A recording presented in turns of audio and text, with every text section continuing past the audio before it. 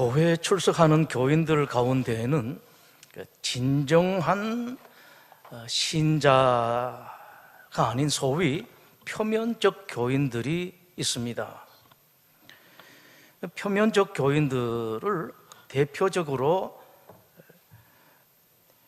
나눈다면 몇 부류가 됩니다. 첫째 부류는 보험교인이라고 부를 수 있는 사람들입니다. 기독교 진리에는 관심이 별로 없습니다. 혹시라도 그러나 천국이 있다면은, 지옥이 있다면은, 최후 심판이 있다면은 거기서 당황하는 내 모습이 있어서는 안 되겠다. 거기에 대한 최소한의 대비로 마치 보험 들어놓듯이 교회 다니는 사람들이 있습니다. 두 번째는 액세서리 교인입니다. 사람 사귀는 것이 좋고 또 교회에는 괜찮은 사람들이 덜어 있으니까 그런 분들을 사귀기 위해서 사교적으로 다니는 사람들, 혹은 나라에 보니까 이 괜찮은 사람들이 다들 교회 다니는 사람이라고 하더라, 나도 교회 다니는 사람이라는 이름을 가지고 싶어서 다니는 그런 교인들이 실제로 있습니다. 이런 사람들은 대체로 화려한 교회를 찾고 이름이 알려진 대형 교회를 찾습니다. 내가 이런 교회에 나가는 사람이다 라는 것을 보이고 싶죠. 세 번째, 습관 교인이 있습니다. 습관적으로 나오는 사람, 유아 세례 받은 사람들 가운데 혹은 부모님 때문에 맞이 못해서 그냥 습관적으로 나오긴 나오는데 실제로 신앙이 별로 없는 사람, 힘들게 나오는 사람들이 있습니다. 네 번째는 교양교인입니다. 교회의 신앙을 위해서 나오는 것이 아니라 교양 강좌 듣는 마음으로, TV와는 좀 다른 말을 하는데 참 쓸만한 말씀들이 있더라, 그런 교양을 위해서 나오는 교인들이 있습니다. 그럴 수가 있습니다. 처음에는 여러분 우스갯소리로 옛날에는 중고등학생 때 교회 나갈 때는 여학생들 보러, 남학생들 보러 나가는 사람들도 있고, 그러다가 여러분들 가운데 좋은 신앙을 가진 분들도 계실 거예요. 그러나 그런 상태가 오래되면 문제가 생깁니다. 한계가 있습니다. 출석이 뜸해지고 결국은 출석하지 않게 됩니다. 교회 다니다가 출석하지 않는 사람들, 여러 가지 이유가 있겠습니다만 대표적으로 몇 가지를 나눌 수가 있습니다. 교회 가니까 자꾸 이렇게 해라, 이렇게 이걸 해야 된다, 저걸 해야 된다, 이렇게 해야 된다라는 가르침이 많습니다. 말들이 잔소리가 많아요. 그 말에 부담이 되는 그런 사람들이 있습니다. 그런 부담, 내가 사회에서 일하면서 이런 부담 갖는 것만 해도 힘드는데 교회까지 가서 그런 부담을 가져야 되느냐, 억압파가 있고요.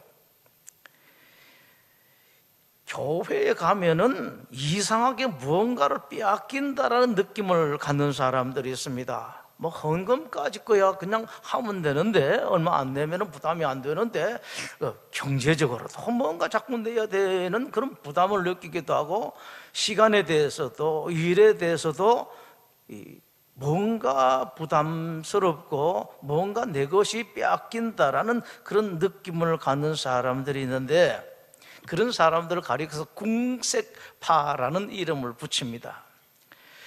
세 번째는 다른 사람들 잘 어울리지 못하는 소외파입니다. 이런 사람들은 자기가 다른 사람하고 잘 어울리지 못하는 까닭을 늘 다른 사람에게 둡니다. 물론 기왕에 교회에 나가는 사람들 중에 몇몇 사람들은 그럴 수가 있습니다. 문제가 있고, 아이고 내가 사업에서 저런 사람 만나기 싫었는데 교회까지 가서 저런 사람을 만나야 되느냐, 그래서 안 만납니다. 아예 이 사람도 저 사람도 안 만나고 싶습니다. 그러나 이런 사람들이 생각해야 할 것은 교회는 그래도 평균적으로는 세상 사람들보다 조금 더 괜찮은 사람들이 많다라는 것을 알 필요가 있습니다. 그렇기 때문에 다른 교인들과 잘 어울리지를 못할 때에 얼른 생각해야 할 것은 내가 다른 사람들하고 잘 어울리지 못하는 것은 다른 사람들 문제가 아니라 내 문제일 가능성이 많다라는 것을 얼른 알아채려야 됩니다. 네 번째, 마음 정함이 없이 이 교회, 저 교회, 또 다른 교회를 순례하는 순례파가 있습니다. 이런 사람들은 교회를 옮기고 또 옮깁니다. 옮길 만한 까닭이 있으면 옮길 수가 있습니다. 그런데 그럴 만한 까닭이 아니에요. 물론 나름대로는 까닭이 있습니다만은 객관적으로 보면은 별 까닭도 없는 데에 옮기는 그런 교인들이 있습니다. 어느 교회도 정착하지를 못합니다. 이런 경향이 심해지면은 아주 안 좋은 문제가 생겨나요. 사람까지도 순례하게 됩니다. 친구들을 순례합니다. 이 친구를 잘 사귀었다가 이상하게 틀어져요. 그럴 만한 까닭이 없는데 그럼 그 사람 떠나고 다른 사람 사귀고 참 잘 사깁니다. 그런 사람 잘 사귀어요. 그런데 또 문제가 생겨서 또 다른 사람에게 가고 나중에 사랑하는 사람들도 마찬가지입니다. 이 사람을 사랑했다가 생명을 바쳐서 사랑한다라고 맹세까지도 하고 마음도 먹었는데도 불구하고 그 사람을 사랑하지를 못하고 헤어지고 또 다른 사람 사귀고 또 헤어지고 하는 그런 사람들이 있습니다. 신앙 순례, 교회 순례, 사람 순례 하는 그런 사람들입니다. 마지막으로 가장 심각한 문제고 질환에 가까운 것이 있습니다. 문제파입니다. 이분들 눈에 보이는 것은 전부 다 문제예요. 사람도 문제고 교회도 문제고 일도 문제고 다 문제입니다. 다른 사람들이 하는 말은 모두 다가 귀에 거슬립니다. 왜 말을 저렇게 할까? 왜 저렇게 행동을 할까? 장점을 보지를 못합니다. 흠잡을 것에 눈이 그렇게 밝습니다. 다른 사람들을 도저히 찾아내지 못하는 그런까지 다 꼬집어냅니다. 참 눈이 밝아요. 어떤 때는 정확합니다. 야, 참 대단하다 싶습니다. 반드시 문제를 찾아내. 문제는 그렇습니다. 있는 문제를 찾아낼 수는 있습니다만 문제가 되지 않을 것, 문제라고 할 수 없는 것까지 찾아내서 그것을 문제화 만들어납니다. 자, 여러분, 이런 사람들은 참 불행해요. 자기 자신이 불행하고 그 사람 가족들이 불행합니다. 이 불행을, 이런 문제, 이 파라는 문제를 주변 사람들이 전염시킵니다. 자녀들에게도 또 그 자녀들에게도 상속까지 시킵니다. 어떤 사람들이 이것은 뭐 유전이다 혹은 또 뭐 원죄다 뭔가 소리를 다 합니다만은 저는 이런 것을 그 환경적 유전이라는 말로 정리를 하고 있습니다. 가족들이 그 어머니 그런 아버지 같이 살다 보니까 마음은 안 그런데 자기도 문제파가 돼요. 다 문제를 찾아냅니다. 아빠가 왜 저러시나 그런데 자기도 따라가고 남편이 왜 저러나 하는데 자기도 따라가게 돼요. 이런 사람들에게 도움이 될 만한 말이 있습니다. 문제가 생기면 짚고 다닐 지팡이를 먼저 찾는 사람이 있고 그 문제 이기기 위해서 날아갈 날개를 강하게 만드는 사람이 있다. 자기 동포에 대해서 책임감, 연민이라는 것에 있어서 유대민족보다 더한 민족이 없습니다. 여러분 충분히 아실 만하게 오늘날에도 마찬가지입니다. 이스라엘에 무슨 문제가 생겼다, 큰 문제가 생겼다 하면은 온 세계 유대인들이 바빠집니다. 특히 미국에 있는 유대인들은 되게 바빠지죠. 언론, 정계, 경제계를 온데 뛰어다닙니다. 오래전에도 유대인들의 회당에는 가난한 이웃들을 위한 구제헌금 담당자를 아예 따로 둘 정도였습니다. 이분들은 매주 금요일 아침에 구제목음부에서 회당을 나갑니다. 나갈 때에 쿠파라고 부르는 광주리, 이 버들나무 광주리나 또 다른 것으로 만드는 이런 광주리를 들고 시장으로 각 가정으로 갑니다. 그래서 이 쿠파라고 하는 이름으로 지금 남아있는데 광주리 기금이라고 부를 수가 있습니다. 또 정기적으로 아니라 아주 급한 일이 있을 때, 어디에 홍수가 나서 큰 일이 있다라고 할 때는 긴급 구호 자금을 모으는 일들이 있는데, 이런 때는 쟁반을 준비합니다. 쟁반을 준비해서 딱 나가게 되면 사람들이 급한 일이 생겼구나, 동네 사람들이 알아요. 시장으로 각 가정으로 다니면서 모읍니다. 그걸 탐후이라는 쟁반을 들고 나갑니다. 탐후이 기금, 쟁반 기금이라고 부릅니다. 초대 예루살렘 교회도 유대인들이 이 전통을 받아들입니다. 예루살렘 교회는 이 전통을 비롯해서 교인들을 서로 사랑하는 마음으로 가장 이상적이고 가장 아름다운 교회를 만듭니다. 예루살렘 교회의 그 아름다운 모습을 보여주는 기록이 있는데, 오늘 6장 바로 앞에 4장 32절에 그것이 기록되어 있습니다. 같이 보시죠. 4장 32절에 예루살렘 교회의 모습입니다. 믿는 무리가 한 마음과 한 뜻이 되어 모든 물건을 서로 통용하고 자기 재물을 조금이라도 자기 것이라 하는 이가 하나도 없더라. 34절에 예루살렘 교회에 가난한 사람이 없으니 이는 밭과 집 있는 자는 팔아 그 판 것의 값을 가져다가 사도들의 발 앞에 두니 그들이 각 사람의 필요를 따라 나눠줌이라. 가난한 사람이 없더라라고 말씀을 합니다. 이 아름다운 예루살렘 교회에 문제가 생겼습니다. 교인들 간에 갈등이라는 문제가 생겼고, 그러다 보니까 교회를 원망하는 사람이 많아졌습니다. 예루살렘 교회는 여러 부류의 교회가 있었는데 크게는 두 부류로 나눠졌습니다. 오늘 1절에 보면은 헬라파 유대인들 그리고 히브리파 사람이라고 말씀을 합니다. 오랜 해외 생활로 이스라엘 말을 제대로 못하고, 오늘날로 말한다면 영어, 그 당시에는 헬라어인데 그리스 말인데 이 헬라 말을 쓰는 사람, 이런 사람들을 헬라파라고 불렀고요, 아예 본토에 있으면서 밖에 나가지 않은 사람들, 이 본토배기, 이런 사람들을 히브리파라고 불렀습니다. 당시 예루살렘 교회는 구제비에 의존할 수밖에 없는 가난한 교인들이 많았습니다. 요즘도 교회는 사실이 있습니다. 여러분들이 내시는 헌금 중에 상당한 부분이 없는 사람들에게 나눠지는데, 여러분들이 잘 알지 못하는 까닭은 이건 잘 발표하지 않습니다.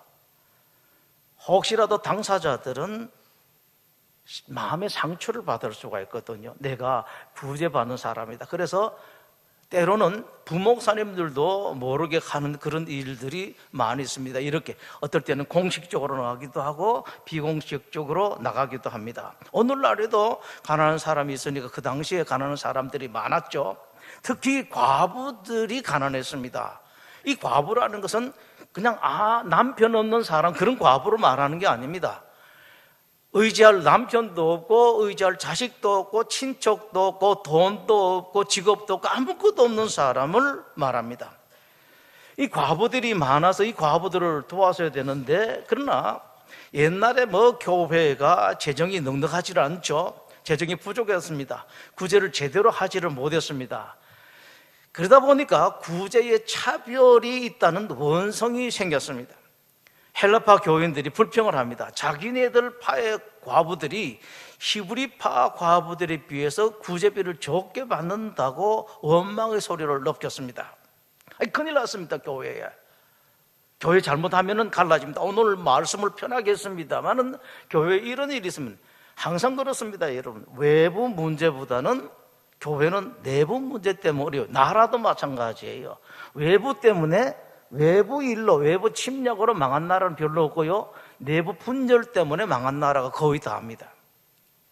큰 문제가 생겼는데 참 사도들은 어른이었습니다. 역시 어른은 달랐습니다. 이래야 되는데, 나라도요, 어른들은 정말로 달라요. 어른들은 어른이 되어야 되는데, 나라든지 교회든지 어른 역할을 못 해주면 나라도 망하고 교회도 망하고 가정도 마찬가지입니다. 남편이든지 아내든지 누구든지 간에 어른이 있어서 어른 노릇을 해줘야지 가정에 이런저런 문제들을 해결할 수가 있는데, 그걸 못하게 되면 가정이 주저앉게 되죠. 사도들은 어른이 있었습니다. 얼른 회의를 소집합니다. 모아서 자기네들 잘못을 인정을 하죠. 다 우리 잘못입니다. 그리고 대책을 의논합니다. 여러분, 우리가 하나님의 종이라고 해놓고 구제사업 하느라고 가장 중요한 일인 하나님의 말씀 제대로 하지를 못했고, 준비하지 못했고, 기도도 못했고, 더구나 그 일 하느라고 한다고 하면서 구제사업도 제대로 하지 못했습니다. 6장 2절을 보시죠. 12사도가 모든 제자를 불러 이르되 우리가 하나님 말씀을 제쳐놓고 접대를 일삼는 것이 마땅하지 아니하다라고 하면서 그 다음 방책까지 만들어줘요. 참 어른이죠. 3절입니다. 형제들아, 너희 가운데서 성령과 지혜가 충만하여 칭찬받는 사람 7을 택하라. 우리가 이 일을 그들에게 맡기고 우리는 오로지 기도하는 일과 말씀 사역에 힘쓰리라 라고 그렇게 말씀합니다. 그래서 7명의 집사가 선정됩니다. 5절에 스데반, 빌립, 프로고로, 니가노르, 디몬, 바메나, 니콜라는 흑인인 것 같습니다. 7사람들이 뽑혔습니다. 오늘 본문은 초대교회의 뜻밖의 모습을 보여줍니다. 기독교 역사상 가장 아름다운 교회, 가장 이상적인 초대교회, 그 초대 예루살렘 교회에 파벌이 있었다라는 것을 보여주죠. 어떻게 그 아름다운 교회에 이런 일이 있을 수가 있는가? 차별 대우도 문제겠습니다만 더 큰 문제는 차별 대우라는 문제를 야기시킨 장본인이 누굽니까? 다른 사람이 아니라 사도들입니다. 교회 가장 큰 어른들이 그런 문제를 만들었다는 사실입니다. 그러나 여러분, 바로 이런 일을 통해서 하나님께서 오늘날 교회에 그리고 신자들에게 말씀을 하십니다. 첫째는 인간은 그 누구라도 한계를 가진 존재들이다. 초대교회 사도들은 여러분 아시는 것처럼 어떤 사람들입니까? 예수님으로부터 직접 교육받은 사람들입니다. 역사상 기독교 제자들 가운데서 가장 위대한 제자들입니다. 그 위대한 사도들이 그런 문제를 만들 정도로 한계가 있다면은 교회에 그 누구에게 한계가 없겠는가, 문제가 없겠는가, 모자람이 없겠는가? 성경에 말씀하시는 바는 바로 이겁니다. 아무리 대단하게 보여도, 아무리 귀한 직분 자라 할지라도 교회의 모든 이들에게는 한계가 있다. 먼저 말씀하시는 것은 이겁니다. 이게 교회예요. 교회에 무슨 문제가 있더라? 당연합니다, 여러분. 목사에게 문제가 있더라? 당연해요. 단지 커서는 안 되죠. 두 번째,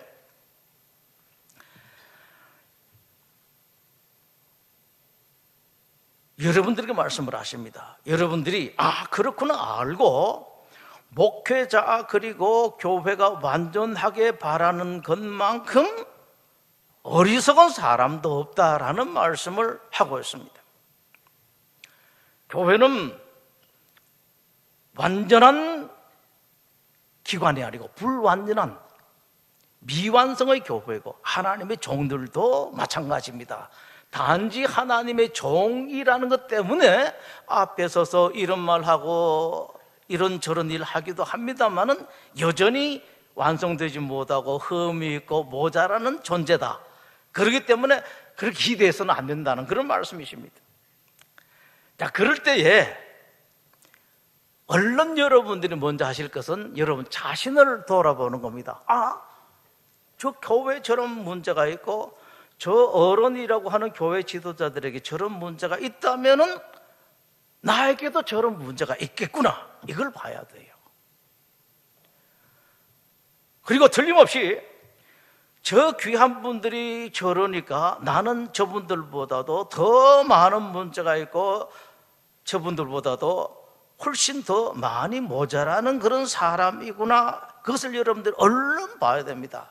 하나님께서 이것을 여러분들에게 보여주시는 까닭은 나를 보라고 하나님께서 보여주시구나라고 알아야 됩니다. 하나님께서 빌립보 2장에서 말씀을 하셨습니다. 겸손한 마음으로 자기보다 남을 낫게 여기라. 일이 있을 때마다 항상 나보다 저분을 더 낫게, 나는 모자라는 사람으로 생각하는 사람. 근데 여러분, 예수님께서 이런 사람들이 큰 사람이라고 말씀을 하셨다고요. 자기 스스로 자기를 낮출 때에 이 사람이 바로 큰 사람이다, 이것을 말씀을 하고 있습니다. 또 하나, 하나님께서 그런 것을 내 눈에 보여주시는 까닭이겠습니다. 잘 보았느냐? 그러면은 교회의 그 부족한 부분은 누가 채워야 되겠는가? 교회 지도자들에게 모자라는 모습이 있는데 그런 모자라는 모습을 누가 채워야 되겠는가? 내가 너를 그 교회에 보낸 것은 그 부족한 부분을 여러분들이 채우라고, 당신이 채우라고 내가 그 교회에 보낸 것이 아니냐, 이걸 얼른 알아야 됩니다. 아, 그렇구나. 하나님께서 나를 이 교회에 보내주신 것은 내 눈에 저런 것을 볼 수 있게 한 까닭은 바로 내가 그 자리를 채우라고 하나님께서 그렇게 하시는가 보다라고 알아야 됩니다.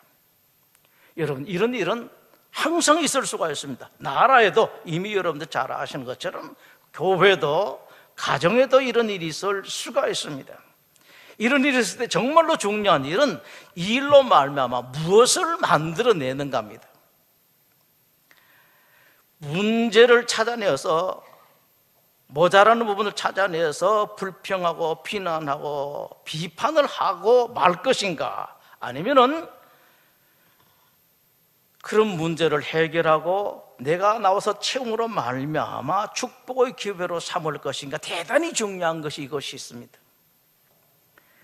나라에서나 교회에서나 가정에서 정말로 딱한 사람은 자기는 아무 일도 하지 않고 입만 가지고 비판하고 비난하는 사람들입니다. 집안에 어떤 일이 있으면은, 아이들한테 있으면은 자기가 책임질 생각하지 않고 아내에게 별소리를 하는 그런 사람들도 있죠. 나라에도 마찬가지고 교회도 그런 사람들이 있습니다.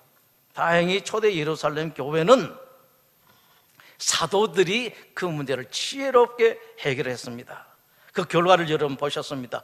교회가 부흥이 되고 위대한 일꾼들이 나섰습니다. 대표적으로 7집사 중에서 여러분 충분히 알만한 사람이 첫 번째 나오는 스데반이죠. 바로 8절에 이제 스데반의 역사가 쭉 기록이 되어 있는데, 그 다음에 빌립입니다.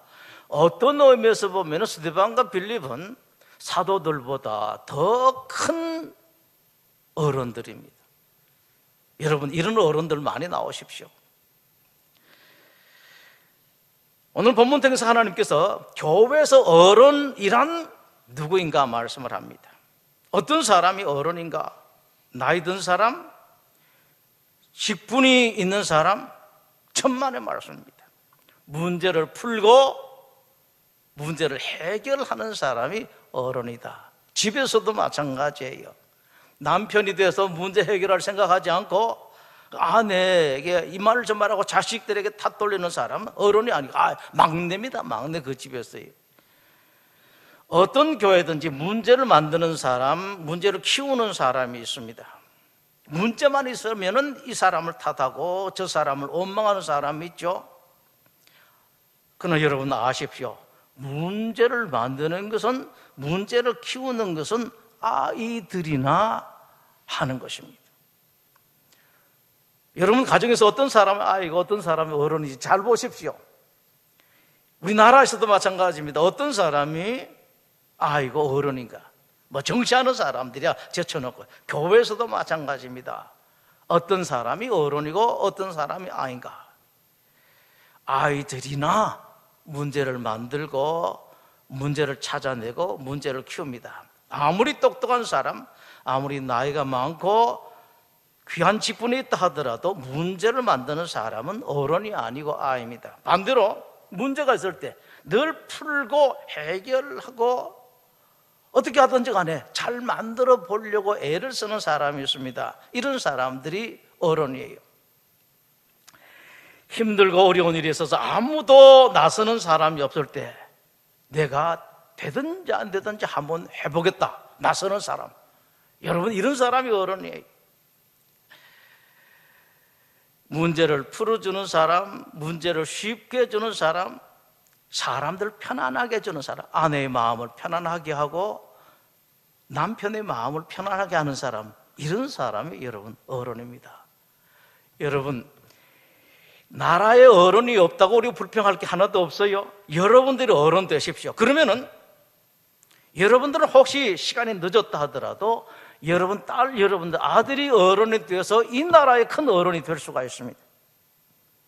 그렇지 않고 여러분들이 비판하고 비난하고 정말로 비난할 만한 그런 사람, 비난받을 만한 사람이라 할지라도 여러분들이 집안에 이런 소리 저런 소리 하게 되면은 여러분 자식들이 다 아주 손톱 많은 좁쌀만한 사람이 돼요. 나라가 점점 더 어렵게 됩니다.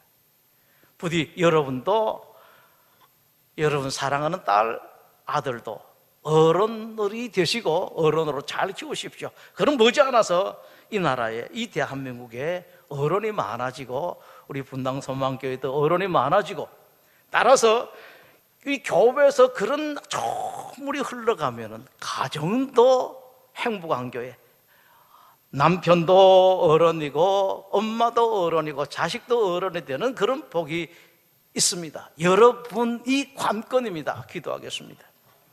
하나님, 그렇습니다. 우리가 일어서게 하여 주시옵소서.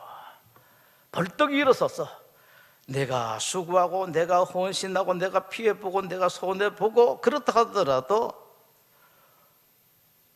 내 가정을 편한 가정, 문제가 해결되는 가정, 웃게 하는 그런 가정, 우리 교회가 아름다운 교회, 참말로 이것이야말로 진짜 교회다라고 할 수 있는 교회가 되게 해 주시옵소서. 오늘 예배에 참여한 모든 분들이 나이가 많든 적든 어떤 직분이든지 간에 참된 어른 다 되게 하여 주시옵소서. 하나님, 나라에 어른이 없어서 참 걱정입니다. 이 걱정을 이제 우리가 하나님 앞에, 하나님 제가 한번 해보겠습니다 하고 다 발걷어 붙이고 일어나는 우리 교우들 되게 하여 주시옵소서. 예수님 이름으로 기도드립니다. 아멘.